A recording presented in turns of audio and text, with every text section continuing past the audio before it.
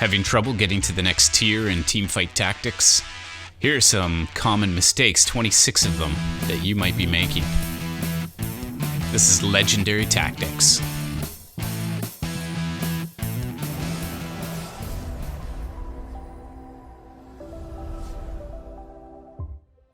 Alright, it's confessional time. I was searching for my top 10 mistakes of why I'm not going to the platinum and diamond levels. And Cacus, who's also part of Teamfight Tactics, he's just on the precipice of platinum. And I was looking for 10 reasons, and I actually ended up finding 26 of them. So here we go. This is an intermediate guide to how you can get better at Teamfight Tactics by learning from my mistakes. So there's a lot of new mobile players out there now that this has been released to the general public. So I'll take you through some of the basics here. So early on, the first thing you got to do is do a bit of research on the game. And this is something I always resist because I like to just play the game and learn it. But if you want to move up the ranks, you need to do your research. So what's the most recent winning comp? Well, it changes all the time. Every patch, it's somebody new. Used to be Chrono, not so much anymore. Now it's gone to Cybernetics. And Mech Pilot Sorcerer is also quite popular right now. I also notice right now by doing my research and looking at the winners that there's always a mercenary in the final build, either Gangplank or Misfortune. So you need to build towards getting them as part of your final build. You need to know some of the differences too in your characters. For example, what's a melee DPS character? So DPS is a damage per second. So that could be someone, you see my Fiora there, she's a little bit squishy, but she needs to be in the front row attacking. So you need to get her just a little bit behind your main tank so that she can get the damage but not absorb the damage. So the third mistake a lot of players are making is that they don't have really good income. And my problem generally in the past has been that I like to keep too many characters on my bench. And the reason for that is because I'm always searching for the level 2s. But the higher tier players, their bench is basically empty. They have just the players they're working with at the moment. And when they're not on the board, they get sold. So the reason is you want to get to 10 gold. So see how I'm at 10 right now. Once you're at 10, you get an extra gold each round, which is great. So you need to make sure you put your economy above everything else. So when you're searching for a character there, it depends where you're at. So number 4 mistake is either you got to win big here or you got to lose big. So if you think you can go for the win streak, then go for it. And you can see I'm on a 2-win streak now. And so I'm going to pop in, I've got a little diamond formation here. I'm going to pop my weapons on if possible. Because I want to try to preserve this win streak. It doesn't always work because you never know what everybody else is going for, so my win streak's broken. So this is a point where I should begin to lose now, and this is what the higher level players will do, is they'll consciously pull their best players and start to lose. I unfortunately don't have it in me to do that, so sometimes I don't listen to that, and I probably should. But it's important that you, even if you have to lose some health at the start, you go down to 70 or 60 health. The really good players stabilize late in the game, and it doesn't matter that they sacrifice early because they get the gold, they get the win. So when you're on a lose streak, you also get 3 gold once you get up to 3 or 4, I believe. So I think it's really important to do that. Cacus at this stage is also really good at being flexible with his builds.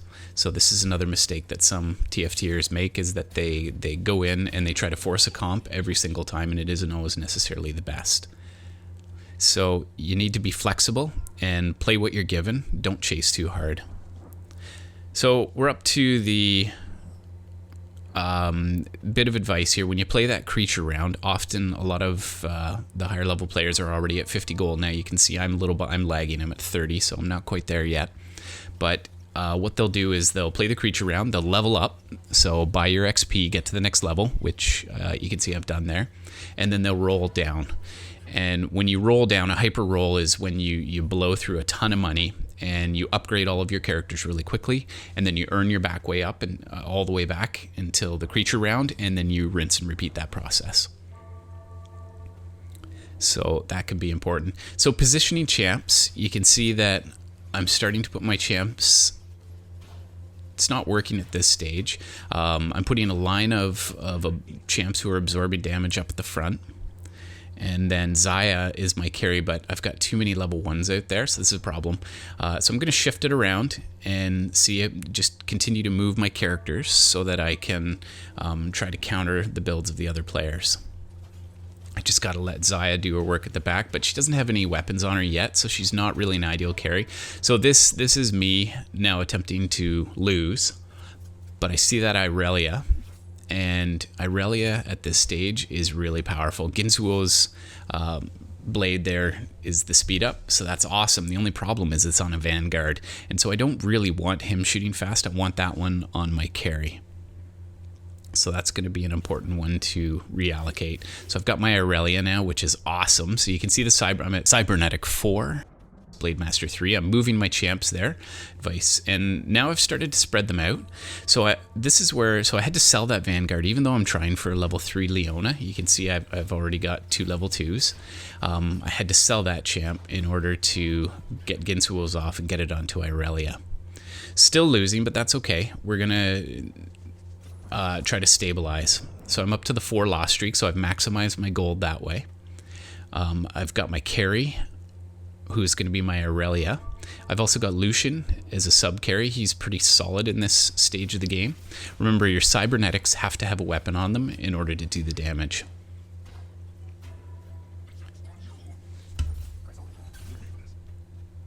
Okay, so you can see with the economy, I'm trying to run a very thin bench here. But that Vanguard Chrono would be real nice to get that Wukong, especially if he goes up to a level 2. That would add a nice synergy, but it's not all important. So now that I've got some weapons, I've got some choice here. You can see my characters are starting to get to level 2 now. I had to chase that a little bit. And so you also, for number 7, you need to counter the carry of the opponent. So I'm looking at this one. So they've got a Xayah on the back line who is their quasi carry, but this team isn't strong because she doesn't have any weapons on her. But you can see my Irelia now is really going to start to clean up here. So I'm gathering Lucians. As soon as you see a Kayle, great to get Kayle in the mix. You can get the Valkyrie going. She's part of the Blade Master comp, and she really works well as a carry as well. So my Lucian's got the static shiv because of the Thief's Gloves, as well as a speed up, so he's fantastic. I've got 2 Ginsuos on Irelia, so she's super quick, so that is awesome. But once you have a carry, you'll also need to set up for the soak. So the soak damage is which character do you want to absorb the damage. So at this point there, I've got my Vanguard up front, Leona. So most of their players are going to target Leona, which is great because that allows Irelia to bounce around and wipe them out one by one. And then my Lucian is my other carry too. He's a little unpredictable because Thief's Gloves can go any direction. You never know. So right here you can see that Echo as part of the cybernetic build. That's a fantastic steal. And he's got the tier as well, which can be particularly useful for getting your mana up a little quicker. So number 9 is knowing how to move an item, and you can actually bounce an item off your character. So let's say you get Echo with the tier, but you don't want him to have that. You can build 2 other items, full builds, stick them on that champ, and once you get 2 more Echoes, when you get the 3rd one, if there's too many items on the character, the tier is going to bounce off because it gives priority to first champs that are on the board and the weapons they have on them, and second it goes to weapons that are completed. So if I wanted to get that tier onto somebody else there, I could. There's my Irelia. That's awesome. So there, I'm just at the end of the round here, just at the creature round, so I'm taking my own advice. Leveled up to get the extra character on the board. You can see I'm going like mad there. In the mid game, I'm starting to collect the higher level champs like Irelia and Kayle, get them up to a level 2. A character like Vi now is super impressive too. She's great on the front line. She can do a ton of damage, and she really works well with some of the other characters.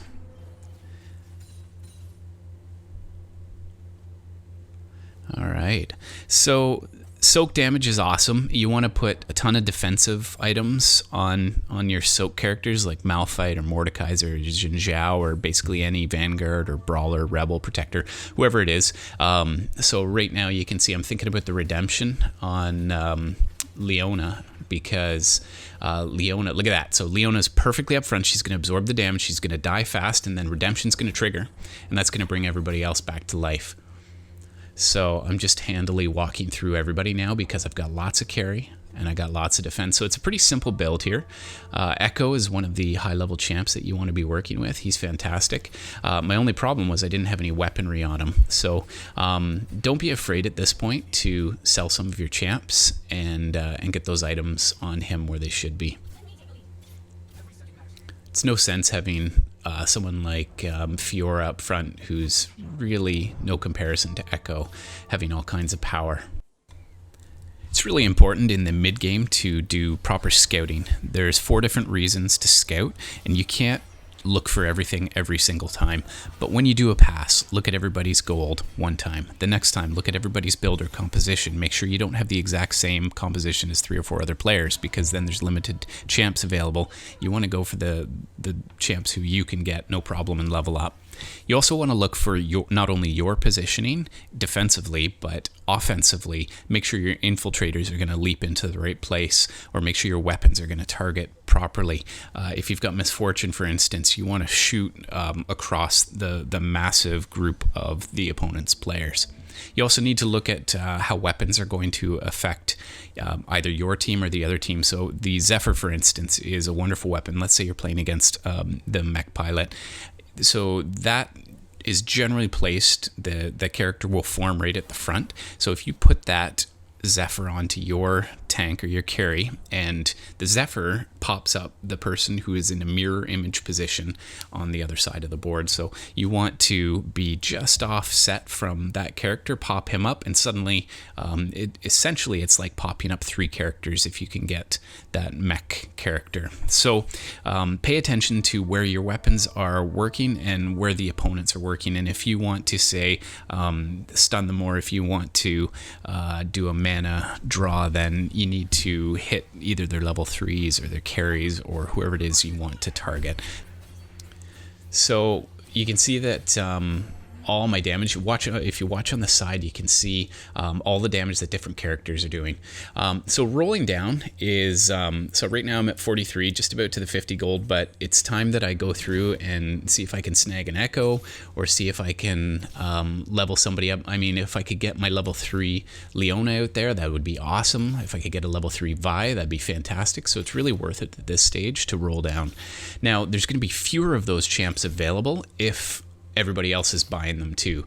So it's really important to remember that you can actually see the percentages available to you, knowing how many other people are buying them. So do you want to roll right down to 0? Probably not. So 21 I held there because I'm still going to get a bit of income. I could build myself back up to 50, and I'm obviously not getting the percentages I want and not getting the characters I need.